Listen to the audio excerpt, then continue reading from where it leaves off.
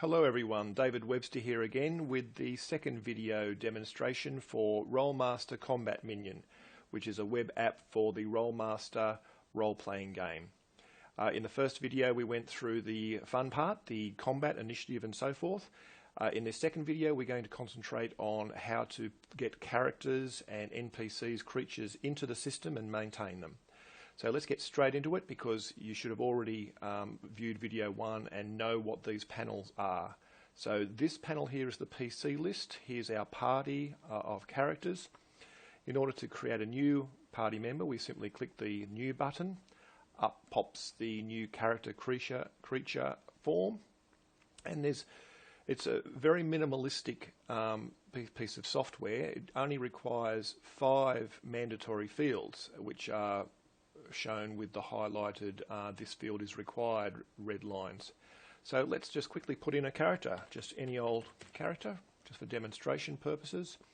Level, we'll say is 4th, armor type, DB, hits, and that's the minimum you have to put in to create a character. Now because this is a PC, and of course he only has to be put in once, you should go back and actually put in some more information. For example, the init modifier for this character might be, say, +15, and he'll definitely be making perception, move, maneuver, attunement rolls, so let's put in there his modifiers for those.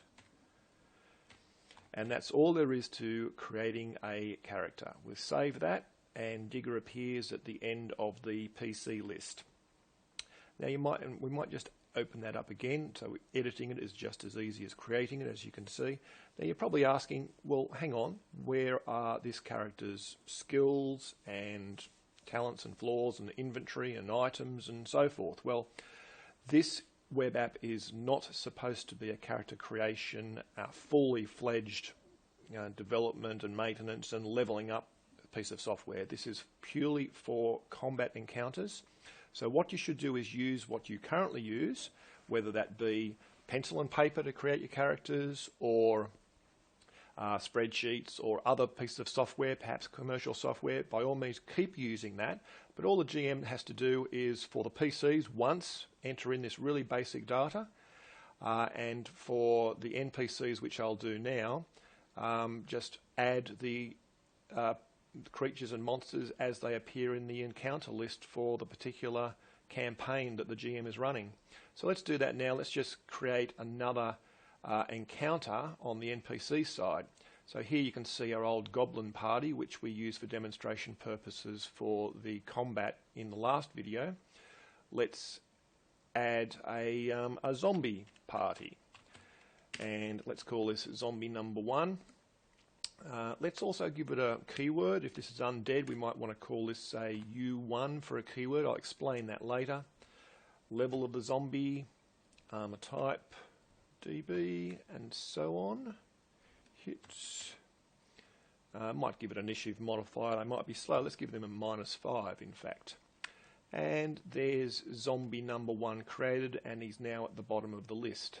Now the great thing about this software is that you can clone a character very easily. You just have to click on the character and then clone, and it immediately makes zombie number 2, and you can do that as much as you like, and they're just complete copies of the first one. You'll notice that the number of the name actually changes as well if you've ended it with a number, which I've done there.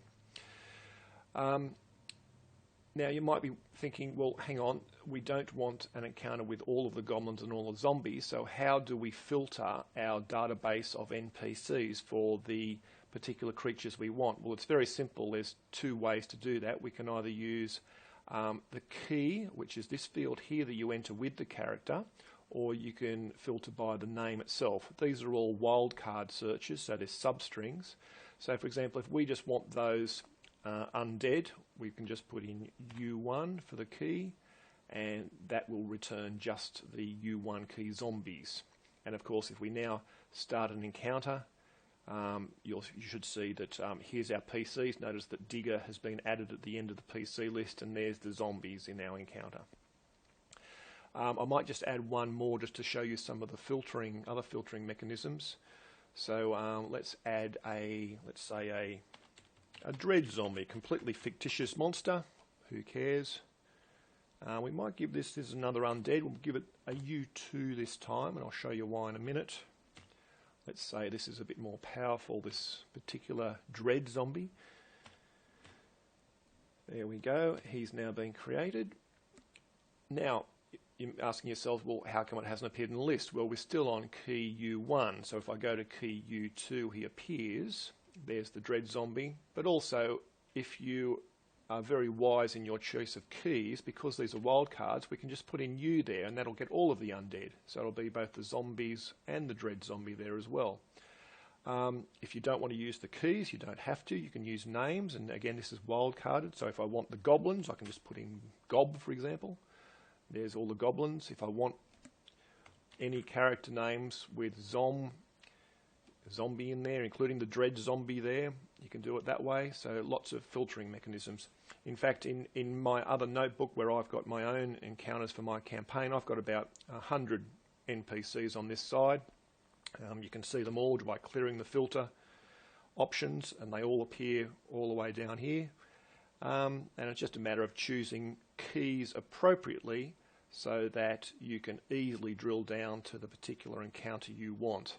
For example, you might want the keys to be E1 for encounter 1, E2 for encounter 2, or perhaps there's a dungeon room, room 1, room 2. You can put in whatever you wish here. So if we want to go back to the undead encounter again, and again if we start a new encounter and go to the initiative, there it is. So we've got all the zombies that we put in, including the dread zombie and the new digger character. So I hope that shows you a very quick overview of the way that the characters and creatures are put into the system. As I said, it's supposed to be really fast for a GM to be able to roll up new encounters. You can see it only took about literally 30 seconds to come up with about 4 zombies in a party. And it's little extra time to actually take it from your own scenario, your own campaign, and put in the entire encounter list for your campaign. The whole idea of this software is to make it as simple as possible for the GM to enter the characters, and then even better when it comes to the combat side, where they will actually be sped up significantly by not having to look up the tables and so forth. So I hope you've enjoyed these videos, and goodbye for now.